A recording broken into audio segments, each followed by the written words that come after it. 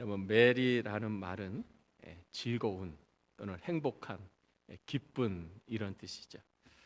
크리스마스는 그렇게 기쁘고 즐거운 날입니다.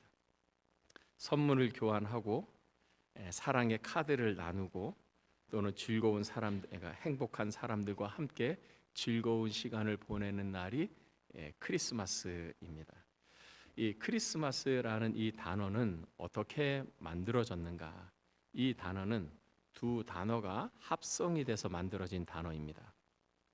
이 그리스도를 뜻하는 이 라틴어 크리스투스라고 하는 단어와 모임을 의미하는 라틴어 마사라고 하는 단어가 합쳐져서 이 크리스마스가 됐습니다. 이 크리스마스라고 하는 이 말의 의미는 예수 그리스도를 믿는 사람들의 모임이라는 뜻입니다.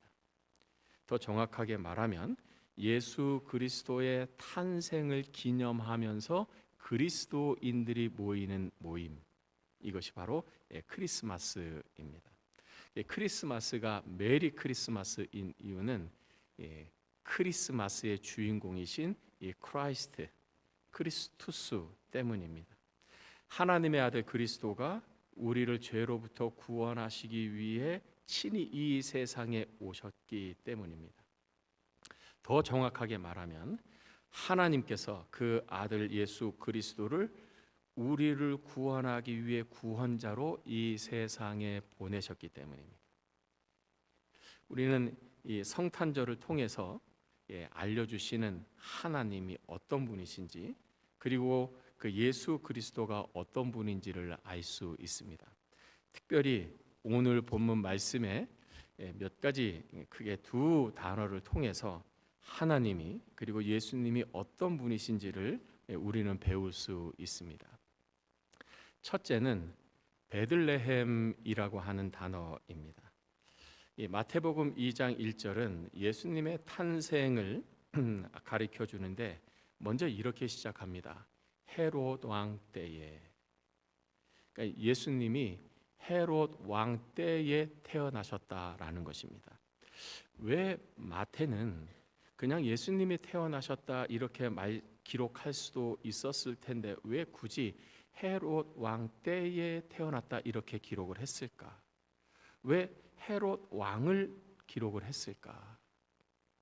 성경에서 그 당시에 유명한 사람들 또는 왕이나 통치자들의 이름을 기록했을 때에는 그 사건이 일어난 때, 그 사람들이 왕이고 통치자였을 때 태어났다 또는 그 일이 일어났다라는 것입니다.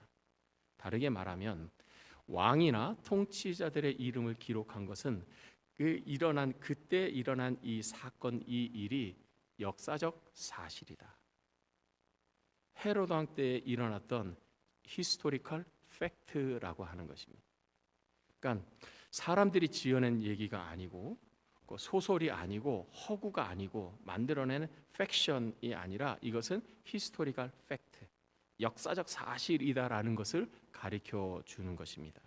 예수님께서 헤롯 왕 때에 태어나셨는데 예수님이 태어나신 것은 헤롯 왕 때에 있었던 역사적 사실이다. 이것을 가르쳐 주는 것입니다. 두 번째, 예수님이 태어나셨는데 유대 땅 베들레헴에서 나셨다. 하나님께서 그 아들 예수 그리스도를 이 땅에 보내셔서 태어나게 하셨는데 그 많은 동네 중에서 베들레헴에서 태어나게 하셨다라는 것입니다. 또 질문이 생기는 것입니다.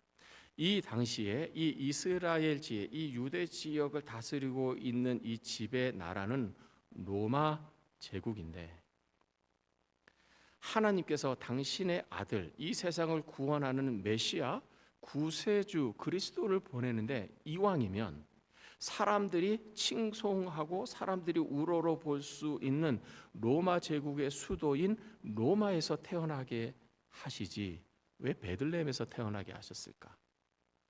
유다 지역을 제한한다면 그 당시의 중심지가 예루살렘인데 예루살렘에서 태어나게 하시지 왜 베들레헴에서 태어나게 하셨을까? 왜 굳이 베들레헴이라고 하는 이 장소를 택하셨을까? 하나님께서 이 예수 그리스도의 탄생지로 베들레헴을 선택하신 데에는 하나님의 뜻이 있었던 것입니다. 그리고 그 뜻은 구약의 다윗 왕과 연관된 뜻이 있었던 것입니다. 이 베들레헴은 다윗이 태어난 고향이고 또 성장한 곳입니다. 다윗은 이 베들레헴에서 선지자 사무엘로부터 기름 부음을 받고 왕이 된 곳입니다. 다윗이 왕이 된 후에 생활이 안정이 되고 나라가 안정이 돼서 그는 좋은 곳에서 생활했습니다. 소위 말하는 왕궁에서 생활을 했습니다. 왕궁에서 생활을 하는 어느 날 이 다윗은 하나님의 궤, 하나님의 임재를 상징하는 언약궤가 생각이 났습니다. 그리고 그의 마음속에 이런 생각이 들었습니다.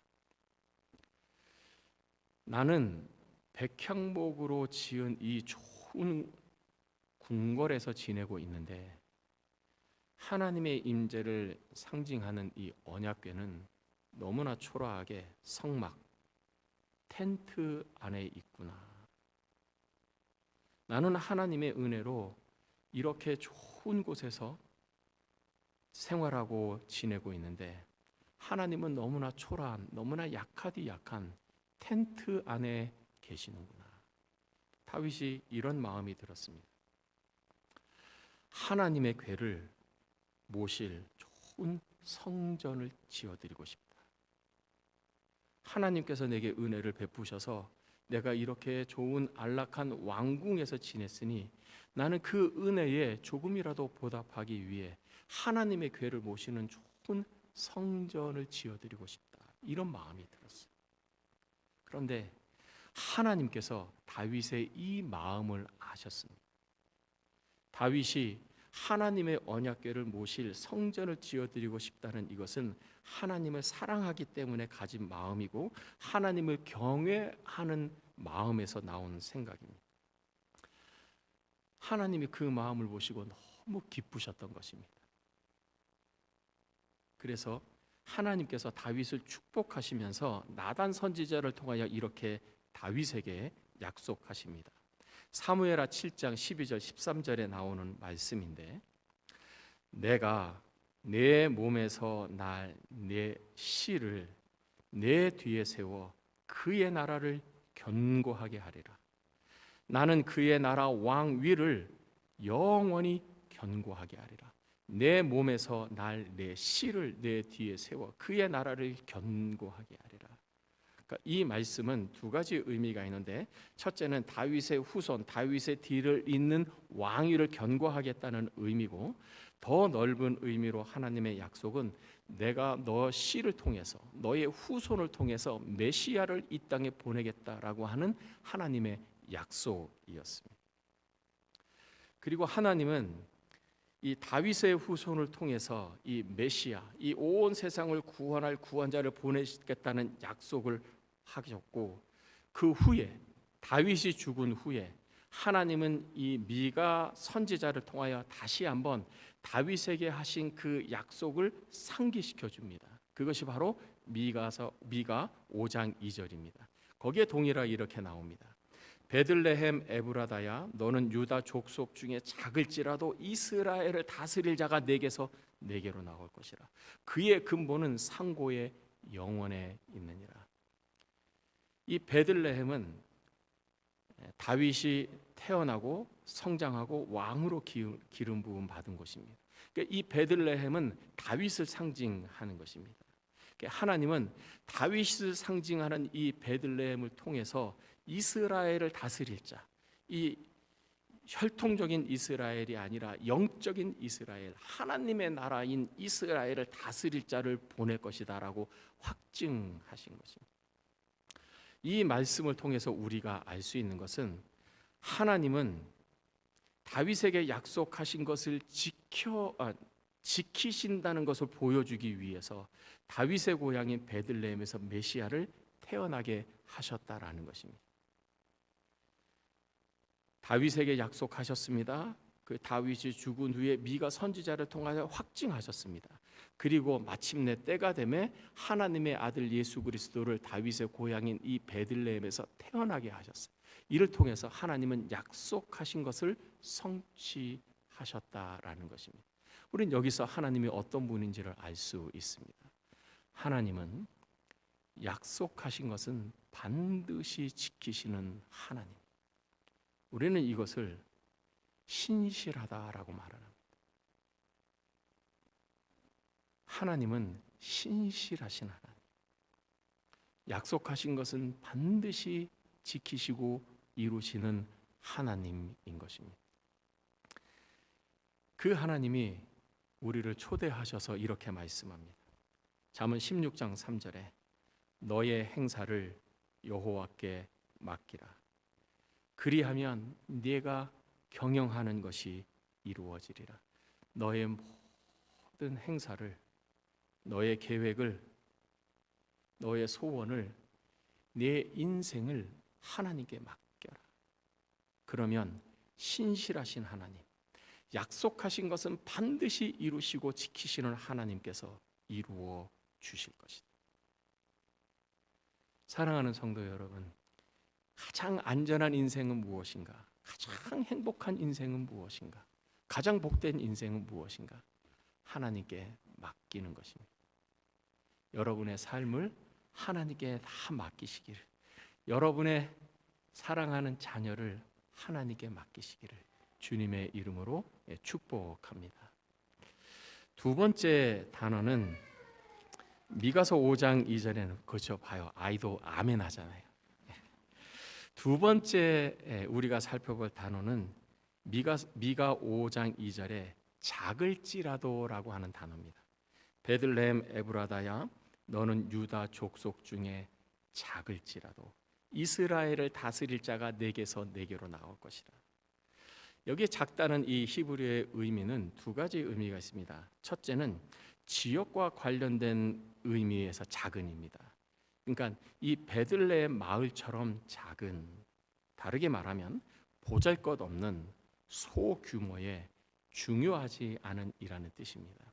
실제로 이 베들레헴이라고 하는 이곳은 아주 작은 마을이었습니다. 베들레헴은 지역적으로 어디인가 하면 중심이 되는 예루살렘에서 남쪽으로 한 8km 떨어진 곳에 이 베들레헴이 있고, 베들레헴을 지나 더 내려가면 헤브론이라고 하는 큰 도시가 있습니다. 이 베들레헴이 왜 이렇게 작은 도시였는가? 여러 가지 이유가 있겠지만 그 중에 하나는 그 주변에 예루살렘이라고 하는 큰 도시가 있었고, 그 밑에는 헤브론이라고 하는 큰 도시가 있었기 때문에 사람들이 큰 도시에 계속 몰리니까 상대적으로 이 베들레헴은 작은 도시였다, 이렇게 생각을 합니다. 그러니까 지역적인 의미로 작은, 아주 보잘것없는, 중요하지 않은 그런 뜻입니다. 두 번째 작은이라는 의미가 있는데 이것은 신분이나 지위와 관련된 의미입니다. 굳이 우리말로 번역을 하자면 어린이라는 뜻입니다. 너는 유다 족속 중에 작을지라도 이스라엘을 다스릴 자가 나올 것이다. 그러니까 이 말을 작은이라는 의미를 해석해서 하나님의 말씀을 다시금 해석하면 이런 뜻입니다. 하나님은 보잘것없고 힘없는 작은 곳에 사는, 보잘것없고 힘없는 작은 사람들을 택하여 하나님의 위대한 역사와 뜻을 이루신다라는 것입니다. 다시 한번 말씀을 드리면, 하나님은 보잘것없고 힘없는 작은 곳에 사는, 보잘것없고 힘없는 그 작은 사람들을 택하여서 하나님의 위대한 역사와 뜻을 이루신다라는 것이, 그것이 하나님의 일하시는 방식입니다. 그런데 성경을 보면 하나님은 바로 이렇게 우리 인간이 가지고 있는 상식과 생각을, 통념을 넘어서서 일하시는 것을 볼 수 있습니다. 대표적인 예가 야곱입니다. 야곱은 동생이지요. 에서가 더 힘이 셌고 형이었습니다.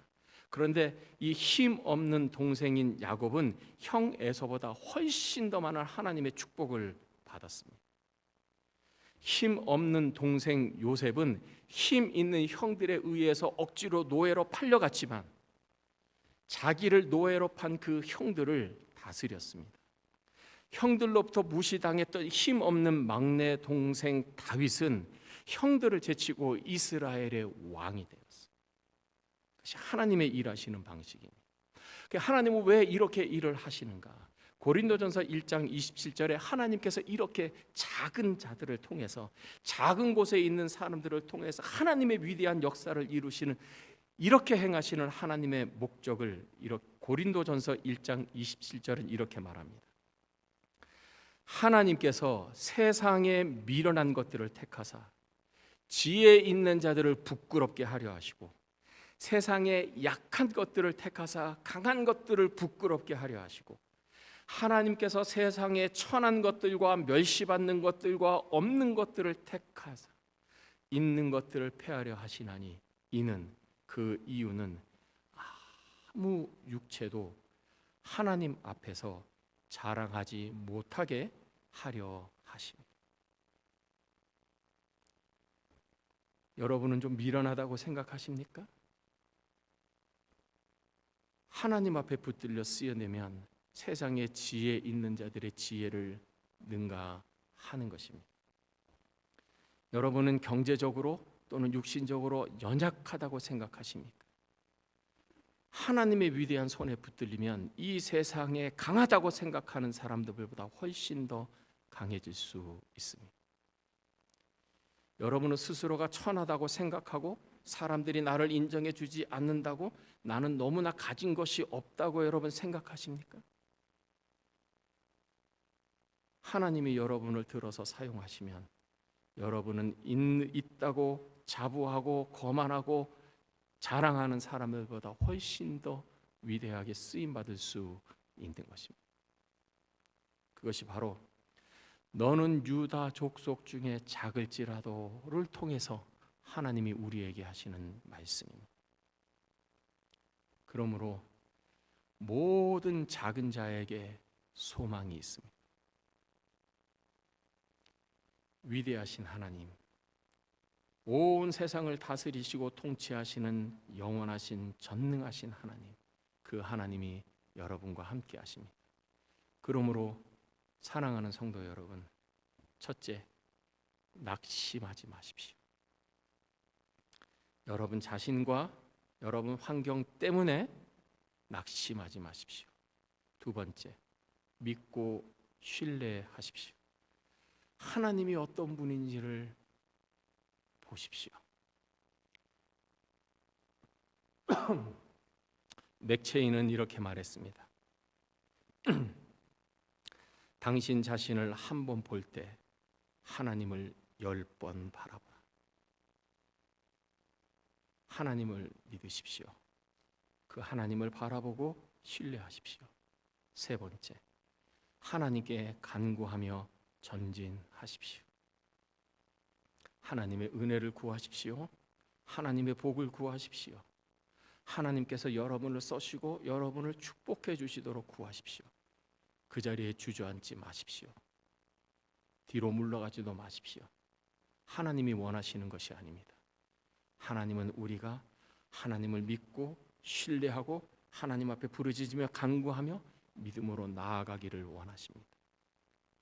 우리가 그렇게 할 때 작을지라도 이스라엘을 다스리는 자가 내게서 나올 것이다. 이 말씀이 우리의 삶 가운데 성취될 줄을 믿습니다. 하나님께서 역사하시는 이 위대한 역사를 친히 체험하고 역사에 쓰임받는 주인공들이 되시기를 주님의 이름으로 축복합니다. 우리 함께 기도드리겠습니다.